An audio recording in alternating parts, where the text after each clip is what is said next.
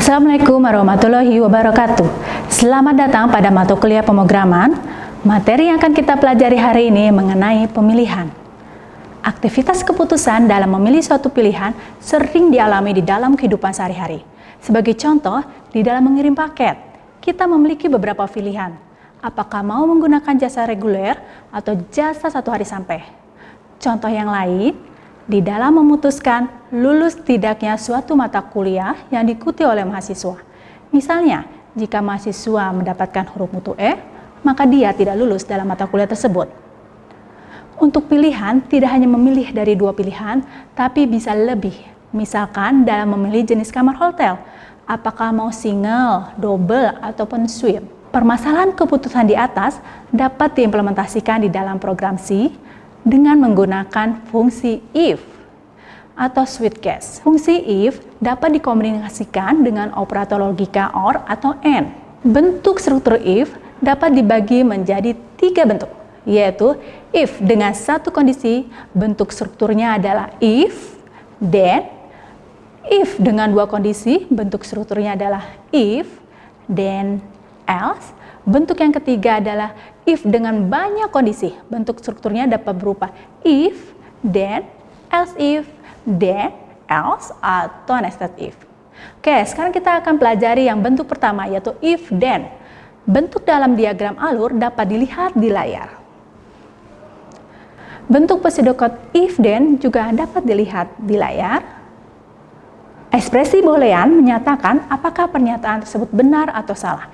Jika pernyataan tersebut benar, maka yang akan dieksekusi adalah instruksi yang terdapat dalam perintah.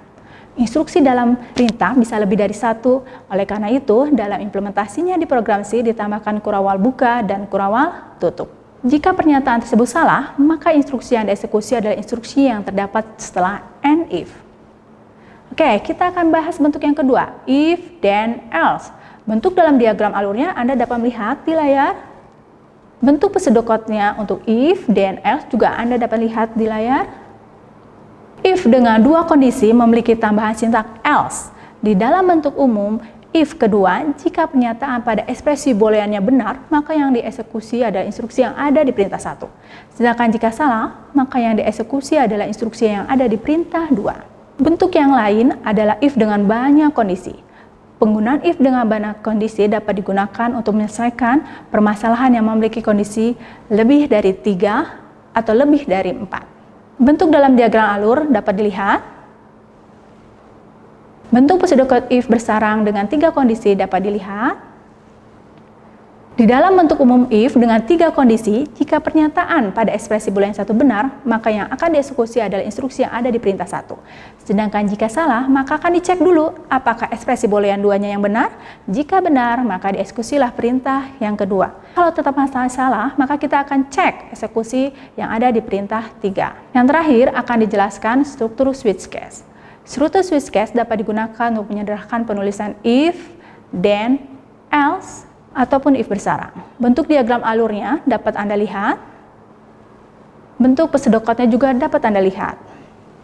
Ekspresi berupa aritmatika atau boolean yang menghasilkan satu nilai konstanta. Nilai yang dihasilkan dari ekspresi tersebut akan diperiksa pada setiap case.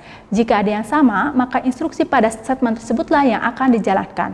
Jika tidak, akan menjalankan statement pada default. Sekian untuk pembelajaran hari ini, semoga bermanfaat dan sampai bertemu lagi pada materi selanjutnya.